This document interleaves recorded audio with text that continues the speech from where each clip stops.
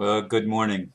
I didn't do what I did yesterday. I could have actually started at 10:44 again, but I waited till 11:11.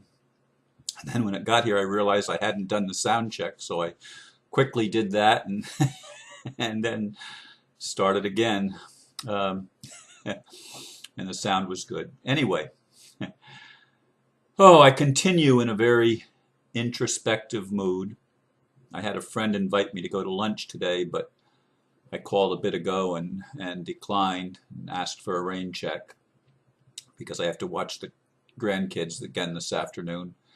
And I just want some alone time.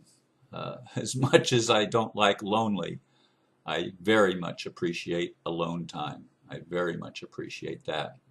Contemplating, thinking about things, meditating, praying for people, just sitting back and observing what's going on in my body and in my mind as the thoughts flow from one to the other. The title that I've selected for today's video is When Truth Collides with the Matrix. And here's my blurb. For those who may not yet realize it, the matrix in which we have been living is a system of lies on top of lies, a virtual pyramid of deception. I say virtual since nothing real can be built with or upon lies. The real is true, and when the operators of the matrix have to face the truth, their entire structure must crumble and fall. It cannot be any other way. The light of truth, now shining ever more brightly, is exposing all the fraud and corruption in the systems and institutions we have known our entire lives. This is why there is so much chaos. The elite, the cabal, the dark hats, or whatever you'd like to call them, would like us to believe they created this on purpose. They did not and could not. They're not that smart. This is the cosmic apocalypse, revelation, foretold in ancient prophecies. The Illuminati knew it was coming at their highest levels.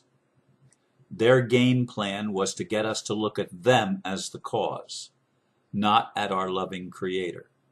The Creator's plan is for truth to be exposed, truth that will sink the matrix of lies, offering all of us real freedom for the first time in a very long time.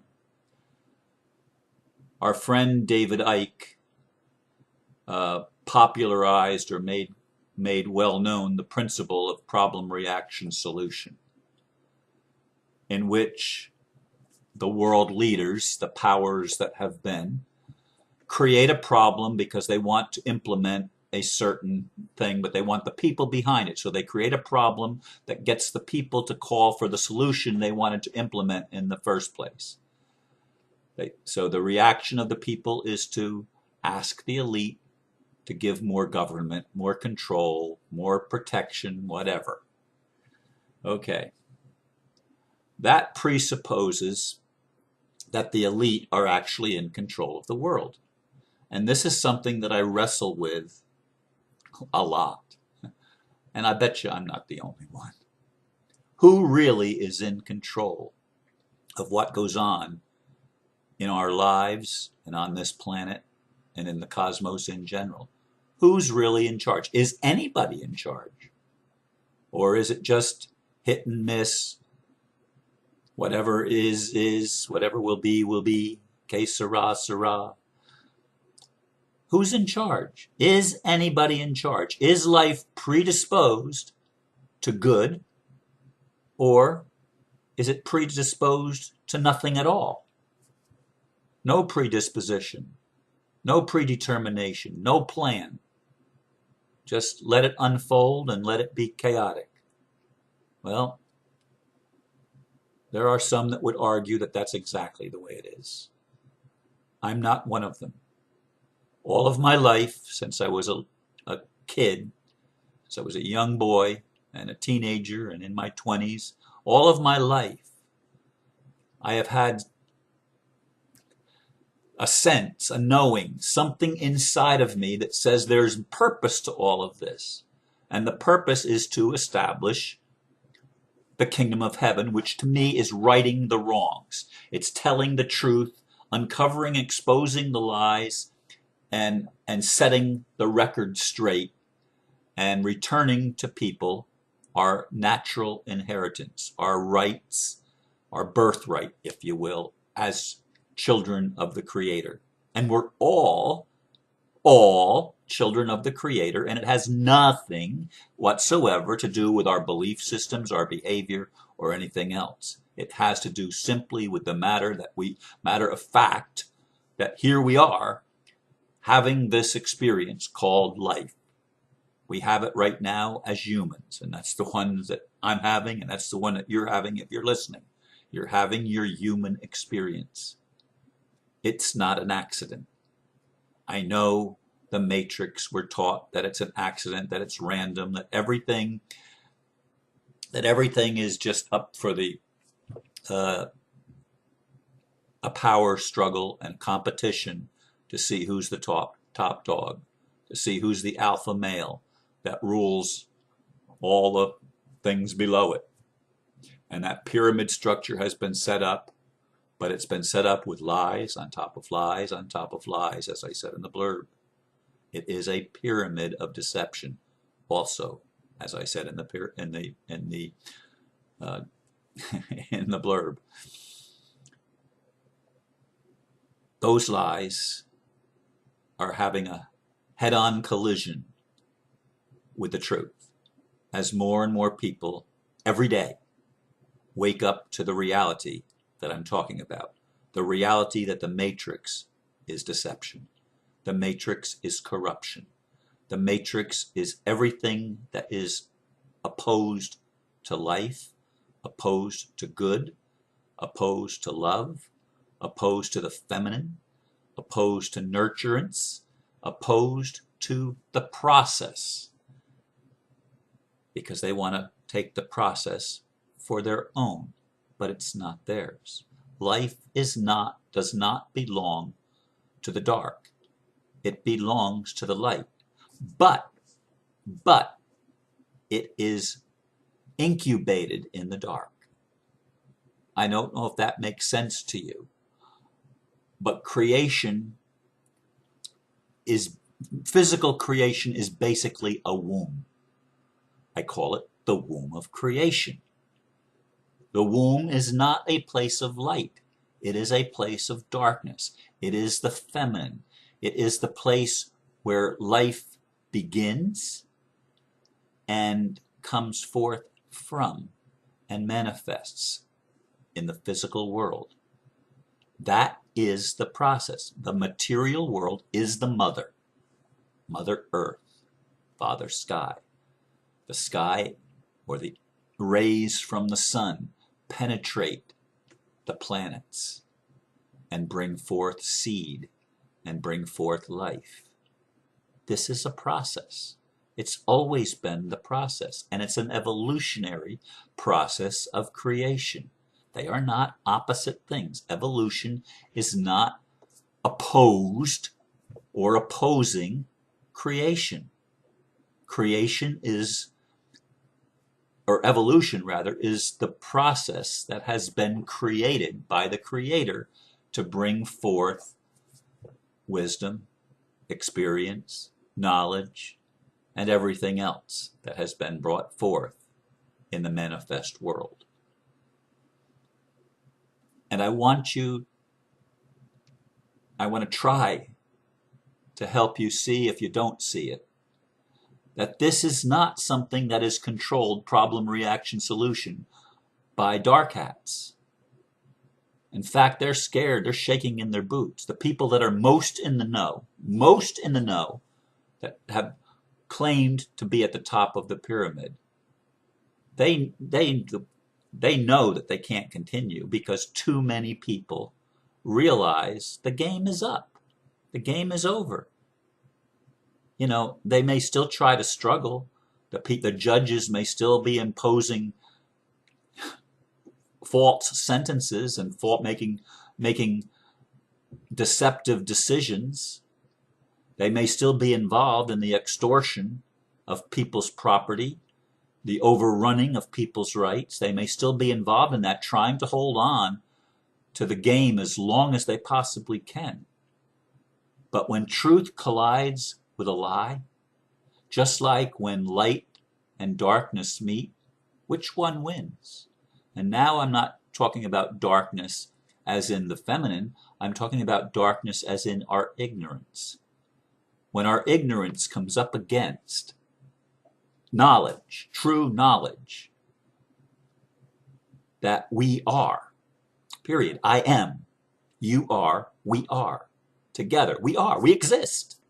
We're not a name on a piece of paper. We are not a straw man. We are flesh and blood human beings, given and granted at our birth unalienable rights that we didn't know we had. So we don't know we have them, we don't have them, do we? We can't exercise rights that we don't know exist. But now we're remembering. Many people are remembering. And as more and more people remember, it becomes easier and easier for other people to remember. This is the process that we're involved in. This is the political and socioeconomic evolution that's taking place on the planet Earth. And some people, including my friend Aristo, says we've got to be careful because they have this all planned. We don't want to fall into their trap. I'm sorry. They may, from their point of view, there may be a trap. But when I go into that inner place, they're the ones that are going to fall into their trap. And the people are going to be liberated. Yes, it's going to be a process. Not everybody's going to get it at the same time. But the lies cannot prevail. Only the truth can prevail. Only the light can win in the apparent conflict, which is really a dance, between the dark and the light, between ignorance and knowledge, between the masculine and the feminine. Always, always, when they're harmonized and come into balance, the frequency is for wholeness. The frequency is for well-being. The frequency is for love and compassion and for wisdom, because these are the things that are true. And the truth needs no defense. The truth cannot be overcome by lies. It cannot. Truth always overcomes lies. So when you're looking at all the stuff that's going on in the world, when you're feeling all the angst, and I feel it too, I don't want to have to deal with police that are instructed poorly. I don't want to have to deal with courts that I know will never give a fair shake, that will always try to entrap and trick, and I don't want to have to learn how they do it. I'm sorry, Neil, and I'm sorry those of you that think we've got to be shrewd and have to fight a battle of wits against these people. I'm sorry. We don't need to do that anymore. That may have been something that worked for some few people along the way, but it hasn't worked for the majority of people. And you say because they didn't learn it right. That's BS. That's BS. I've been in there and I've watched with my own eyes how the courts work. I've watched it with my own eyes, in my own experience. And they do not respect or honor, even when you're trying to stand in the truth and declare the truth, they do not honor it. They do not honor any of the remedies, which are lawful remedies. They're remedies provided within the system itself, but they are ignored in the corrupt system. But who wins? Who wins? I have had some experiences early today that I cannot share, but were very, very uplifting for me. Very uplifting. Revealing yet again the deep wisdom of our Creator and what is happening on this planet as creation finally comes to itself. Or, put another way, as the prodigal son wakes up in the pig pen. And I love that analogy. I love that analogy. To me, That is probably the central theme of the entire Bible, the prodigal son, because it's the story of humanity. It's our story. It's our story. It's our myth. It's our archetype. And we are waking up. We are coming home. And the matrix is a sinking ship. We're in for some really good things in the near future. I feel it. I sense it. I wish I could tell more about what I see going on. But some things cannot be revealed until they are ready to be revealed. That's just the way it is, because there's still a lot of people that still are trying to stop truth, but they can't. They're trying to turn out the lights, but they can't, because there's a better plan, a greater plan, a higher good. It's the evolution of human consciousness, and we're part of it, just because we're here. Thank you for listening. Namaste.